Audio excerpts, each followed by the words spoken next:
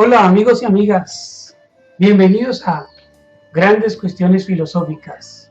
Hoy estaremos trabajando uno de los filósofos más importantes del continente suramericano, llamado Mario Bunge. Mario Bunge escribe en el año 1960 una obra clásica de la filosofía de la ciencia, denominada La ciencia, su método y su filosofía. En su libro, La ciencia, su método y su filosofía, pues básicamente él introduce de manera sintética las bases de lo que hoy se conoce como el método científico. En este libro empieza por preguntarse ¿qué es la ciencia? Y eso es lo que vamos a tratar de entender en este día desde la lectura que hace Mario Bunge de este tema tan importante que es la ciencia. Entonces él empieza haciendo más o menos un recorrido histórico, como el hombre, a diferencia de los demás animales, gracias a su capacidad de raciocinio, a su capacidad de asombro, pues trata de comprender el mundo. Pero no solo trata de comprender el mundo, sino que además trata de dominar el mundo, trata de controlar el mundo, de enseñorearse del mundo. Con este propósito construye un mundo que él ha denominado el mundo artificial. El mundo artificial es el mundo construido por el hombre sobre el mundo natural. Entonces, amasa y remoldea toda la naturaleza para suplir básicamente sus propias necesidades. Somete la naturaleza a sus propias necesidades, ¿no? Construye entonces la sociedad, pero a su vez la sociedad lo construye a él. Es decir, termina siendo determinado por la sociedad que él había determinado. Aparece entonces la ciencia como trabajo del hombre sobre el mundo natural y de lo artificial, del mundo artificial que ha creado, pues van a salir los artefactos con los que también va a seguir transformando el mundo. De modo que la ciencia, vista desde la perspectiva de Mario Bunge, se convierte así en tecnología, ¿cierto? La ciencia es de todos los constructos culturales, de todos los constructos humanos, la ciencia es la más asombrosa de todas, la más deslumbrante creación de la cultura humana. Ahora bien, Mario Bunge introduce en este gran libro, en esta gran obra, una obra clásica de la filosofía, introduce la diferencia que hay entre la ciencia formal y la ciencia fáctica. ¿Cuál es la diferencia? Entonces empieza hablando, por ejemplo, de que no toda investigación científica persigue la objetividad, ¿verdad? Procura el conocimiento objetivo. No toda la ciencia, o no todas las ciencias hacen esto. Entonces hay que clasificar cuáles buscan la objetividad y cuáles no la buscan. Habla entonces, por ejemplo, de la lógica y de la matemática, diciendo que, bueno, sí son racionales, son ciencias sistemáticas y son verificables, pero no son objetivas. ¿Por qué? Porque estas ciencias no se ocupan de los hechos, sino que se ocupan de ideas, ¿verdad? Se ocupan de creaciones mentales, se ocupan de formas producidas en el intelecto humano. Es decir, no se ocupa de cosas reales. Así, Mario Bunge dice, estas ciencias tratan de entes ideales, ¿sí? De entes que solo existen en la mente humana. Se llaman ciencias formales porque se ocupa de las formas, ¿verdad?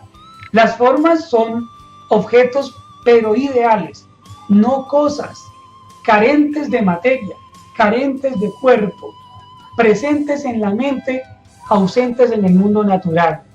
Entonces, se obtienen estas ideas, se obtienen estos conocimientos a través de la abstracción, una operación de la cognición humana. A las ciencias formales les interesan las formas, o le interesan las formas, y no los contenidos, como sí ocurre con las ciencias fácticas. Ahora bien, la idea y el mundo real, las ideas producidas en la mente y los objetos del mundo concreto entran en contacto, y aquí es bien importante resaltarlo, gracias al lenguaje humano. De modo que el lenguaje se forma o se transforma en mediador entre las ideas y las cosas concretas del mundo natural. Entonces, la ciencia formal y la ciencia fáctica son, digamos, esa clasificación que hace Mario Bunge. La ciencia fáctica, distinto o contrario a lo que trabaja la ciencia formal, necesita de dos cosas fundamentales para poder funcionar. Primero, la observación, es decir, poder ver el objeto cognoscible o el objeto que se está estudiando, poderlo ver.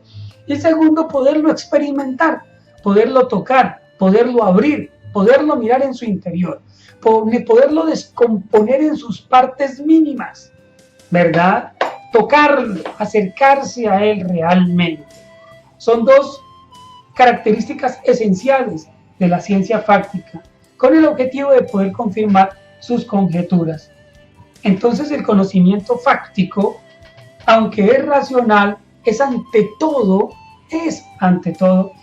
esencialmente probable, puede ser probado, ¿verdad? En la praxis. Dice Mario Bunge unas palabras bien importantes y son las siguientes, voy a leerlas textualmente. Las ciencias formales demuestran, dice él, y prueban, es decir, lo que la ciencia formal arroja es incuestionable, es del tipo axioma, ya comprobado, ya probado. Por el contrario, las ciencias fácticas verifican.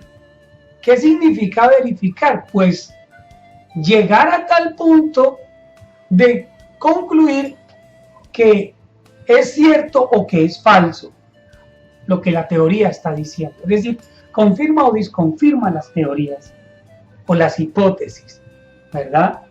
Que en su mayoría, todos sabemos, y Mario Bunge hace hincapié en esto, las hipótesis son tan solo provisionales.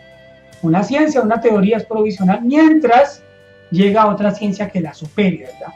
Que vaya más allá de lo que la ciencia en cuestión ha podido comprobar hasta el momento.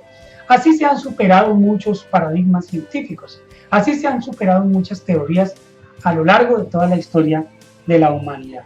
Luego dice, la demostración es completa y final. Lo que hace la ciencia formal, pues prácticamente ya es la finalización de una idea, de una teoría. En cambio, la verificación es incompleta y por lo tanto es temporaria, mientras tanto. Por ser una ficción seria, cuando habla Mario Bunge acerca de la ciencia formal, dice, aunque es una ficción, ¿por qué es una ficción?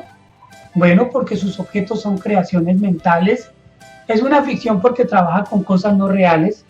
Entonces, Mario Bunge dice, por ser una ficción seria, rigurosa y a menudo muy útil, de todas maneras, al fin y al cabo, es una ficción y dice, requiere esta ciencia, la ciencia formal requiere un tratamiento especial.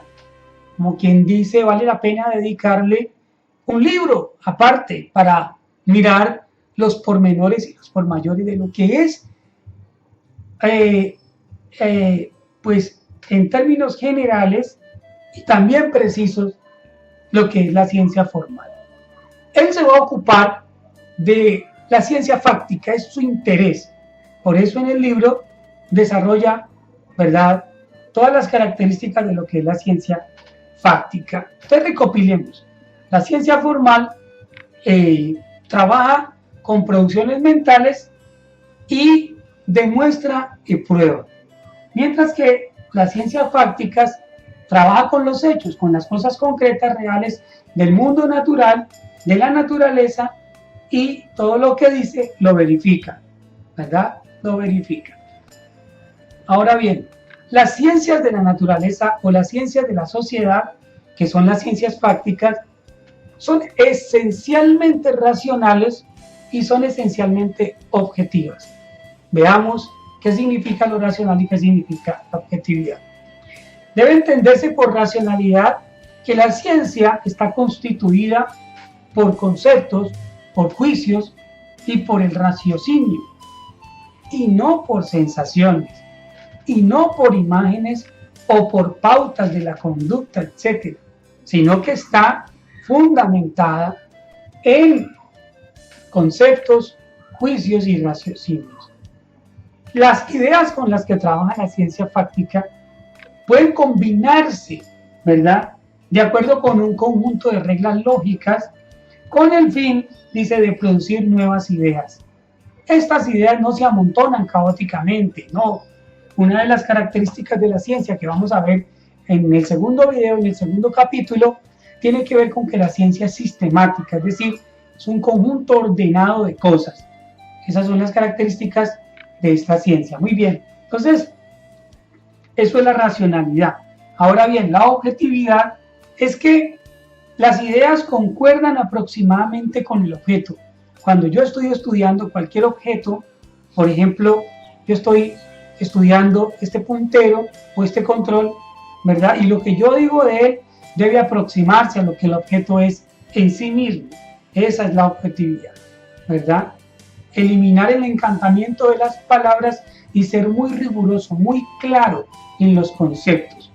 Verifica la adaptación de las ideas con los hechos.